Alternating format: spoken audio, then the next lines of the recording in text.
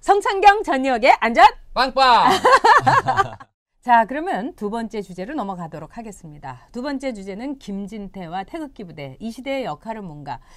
이 문제는 사실은 다루기가 아마 안영한 원장이 있으면 그거 다루지 말자고 했을 거예요. 근데 제가 없는 틈에 한번 다루자. 네네. 왜냐하면은 저희가 그때 5.18에 대해서 한날 자유한국당에서 그런 식으로 얘기해서는 안 된다. 그러나 5.18 명단 공개는 우리는 찬성이다. 이런 입장을 보이니까 굉장히 또 반발이 심했어요. 근데 그래서 이제 지금은 다시 돌아왔습니다만은 이 구독 수도 굉장히 줄어들고 그렇기는 했습니다만 저는 이 방송을 왜 하겠습니까? 있는 그대로 우리가 진정으로 나아갈 방식을 상식적으로 도모하기 위해서 안방 TV를 합니다. 그렇기 때문에 용감하게 김진태와 그 다음에 태극기 부대의 이 시대의 역할을 이야기해 보도록 하겠습니다. 자, 지금 이제 어저께 이 태극기 부대가 굉장히 조용했었다. 이런 얘기가 이제 들려오고 있습니다. 왜냐하면은 대구에서 이제 완전히 피크에 올랐고 또 여론조사를 보면 57.7%의 사람이 자유한국당은 태극기 부대하고 단절해야 된다. 또 20% 정도 되는 사람은 껴안아야 된다. 이런 얘기를 했는데 저도 굉장히 고민을 했습니다. 왜냐하면 태극기 부대가 보여주는 이 행태라는 거 마구 야유하고 다른 사람이 얘기할 때 무조건 박근혜는 옳고 탄핵이고 이런 식의 자기의 논리를 가지고 막 밀어붙일 때 많은 사람들이 아닌데 진짜 그거 아니야 이러면서 언론에서도 그거라고 막 얘기를 하고 있죠. 근데 저는 이 태극기 부대의 어떤 오리진을 여러분하고 한번 훑어보고 싶습니다.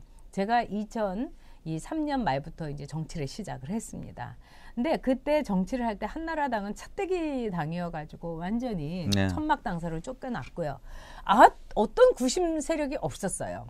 정말 보수는 더럽고 돈만 처먹는 집단이고 그러면서 노무현 정권은 지금처럼 막 손가락질을 했습니다. 너희 더러운 것, 부정의한 것, 너희들은 구태 세력. 이럴 때 이 서정갑 국민행동본부 서정갑 전 대령님하고 조갑재 그 기자님하고 같이 말하자면은 국민행동본부를 하면서 신문에다가 매주 돈 모아서 광고 내면서 마침내 서울시청에서 30만 명을 모았습니다.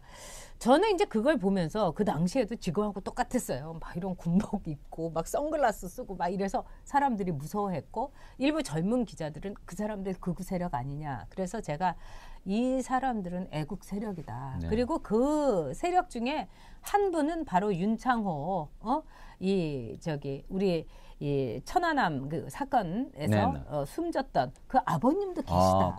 다 그런 분들이다. 나라를 위해서 내일이라도 목숨을 바칠 수 있고 내 자식이 나라를 위해서 북한하고 싸우다가 죽었기 때문에 나는 절대로 울지 않았다. 이렇게 말했던 정말 감동적인 어르신들이 있었던 것이 바로 이 국민행동본부의 시위였습니다. 그래서 잘 아시겠지만 이병환이라고 청와대 비서실장을 노무현 정권에서 했던 사람이 뭐냐고 했냐면 노무현 정권이 무너진 것, 노무현 정권의 가장 최대의 말하자면 공포의 대상은 바로 국민행동본부에 나왔던 그 시위 세력이다. 이렇게 이야기를 했습니다. 자, 그런 점에서 저는 그분들의 진정성이나 그분들의 애국심 이걸 의심하진 않습니다. 그런데 이 태극기 부대가 하는 행동이라든가 이 거침 또는 주변 사람들에게 젊은 애들한테 막 소리 지르고 너희들은 문재인이 이렇게 돈 먹어가지고 그런 거 아니냐 이러면서 막 내쫓는 이런 행동 같은 거는 저는 본질에서 크게 벗어난 행동이다. 그리고 그분들이 갖고 있는 물론 저는 박근혜 전 대통령에 대해서 정말 아이콘이죠, 그분들의. 그렇지만은 박근혜 전 대통령을 어떻게 보면 잊어야지 보수가 다시 집권할 수 있는 겁니다. 그래서 냉정한 어떤 판단, 이성적인 판단으로 보수 재집권을 다시 이루어야 된다. 이게 아주 제 간단한 생각입니다. 근데 물론 이런 제 생각에 대해서 태극기 부대에서는 전역은 완전 공적이 돼가지고 저라고 하면 막 거품 물고 싫어하는 분들이 있고 막 저주하는 분들이 있지만 개의치 않습니다. 왜?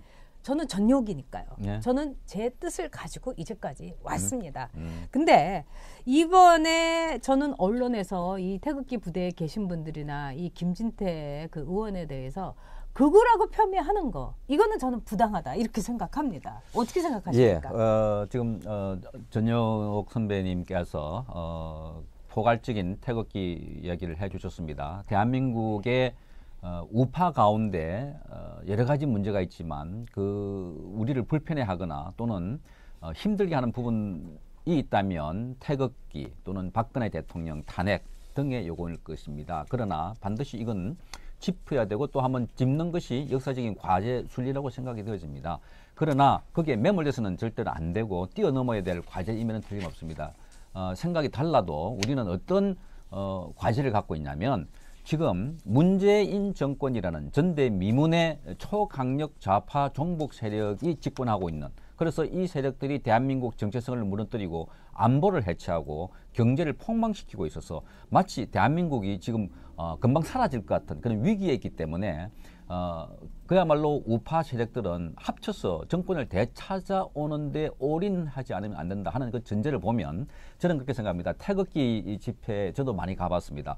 많은 분들이 조금 전에 그 전 선배님께서 우려했던 부분 또한 있지만 그러나 전부 다가 그분들이 선글라스를 끼거나 군복을 입거나 호루라기 붙는 분들도 아닙니다. 그렇죠. 극소수이고 상당수는 대한민국의 저는 엘리트 정말 5, 60대 이상의 배운 분들이 나와서 나라를 걱정하시는 분들이 하루도 쉬지 않고 2년 네. 넘게 아스팔트에 나와서 날이 추우나 더우나 행동을 한다는 것, 아마 대한민국 역사에 새롭게 기록될 우파들의 행동입니다. 네. 그런데 그분들이 지금 좌파들이 태극기를 거구라고 하고 태극기 이꼴은 박근혜 빠라고 이야기하는데 저도 가보니까 그렇지 않아요. 특정 몇몇 분들은 박근혜 대통령에 대한 연민 뭐 이런 것은 있지만 그러나 박근혜 대통령만 붙잡아서 대한민국이 우파가 정권을 잡는다고 그분도 생각지 않아요. 그러니까 큰 전략으로 태극기와 연대해서 지금 우파 세력들이 함께 가야 되는데 그중에 저는 뛰어난 인물 가운데 한 분을 뽑으라 그러면 김진태 의원이라고 봅니다.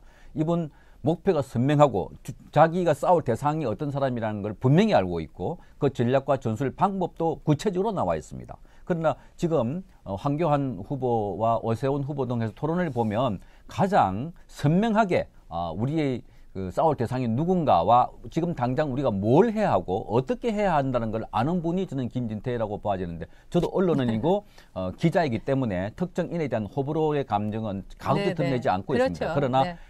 기자이면서 언론인이기 때문에 객관적으로 여러분들이 만약에 싫어하는 내용이 있더라도 그건 여러분이 좋아하는 이야기만 어떻게 다 하겠습니까? 언론이란 것은 좋아하는 게 아니라 필요한 이야기들, 여러분들이 알아야 될 부분도 전달을 해야 되는 입장이기 때문에 앞으로 태극기 세력에 대한 일정의 뭐 거구라고 불리고 또 지만원 박사를 통해서 5.18에 대한 저런 그 혐오, 망언이라고 규정하고 있는 언론들, 정말 그분들이 그자들이 망언을 하고 있는 겁니다. 언론에서 어떻게 그런 극단적인 용어를 씁니까? 지만원 박사라는 네. 분은 문제가 굉장히 심각한 분이에요. 네, 그리고 네. 그분이 오히려 네. 보수를 예. 흙탕물을 튀기고 뭐 있어요. 그런 분이 있어요. 예. 그런데 이제 보수는 어쨌든 이 5.18 문제에 대해서는 이제 껴안아야 됩니다. 네, 네. 그 대신에 명단 공개는 해야 되는 거죠. 네. 아니 어떻게 5.18이 일어난 지가 그렇게 오래됐는데 해마다 막 1,000명 넘게 막 유공자가 생기고 이거는 있을 수 없는 거죠. 그리고 그것을 광주시에서 한 7, 8명 사람이 정한다는 거 국가보훈처로 이관을 해야 되고요. 그렇죠. 그 예. 점에 대해서 우리 이제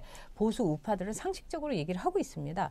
근데 두 번째 이제 김진태 그 의원에 대해서 이제 얘기를 해보면은 저는 이제 김진태 의원이 그동안에 굉장히 그 말하는 거나 이런 거 보면은 대한민국의 국회의원으로서 도를 넘어선 발언을 저는 굉장히 많이 기억을 합니다. 네, 네. 근데 그럼에도 불구하고 이번에 전당대회에서 딱 3명만 나옴으로 해갖고 가장 큰 수혜자는 김진태 의원이라고 볼 수가 있겠죠. 왜냐하면 김진태는 일종의 영어로 치자면 매버릭, 그 이단자, 뭐 이렇게 약간 똘끼 충만한 그 막 이렇게 됐다가 어쨌든 주류에 들어온 거예요. 그 다음에 두 번째는 김진태 그 후보가 이제 캠페이닝을 하는 걸 보면은 글쎄요, 이 오래 정치를 한 사람은 아닌데 사람들 귀에 어떻게 집어넣어야 되는지 그 방식을 굉장히 잘 알고 있더라고요. 예를 들면 뭐 진태가 없으면 진태양난이다. 이런 거는 사람들에게 그래 김진태 같은 국회의원이 뭐 저기 자유한국당에 10명쯤 있으면 곤란하지만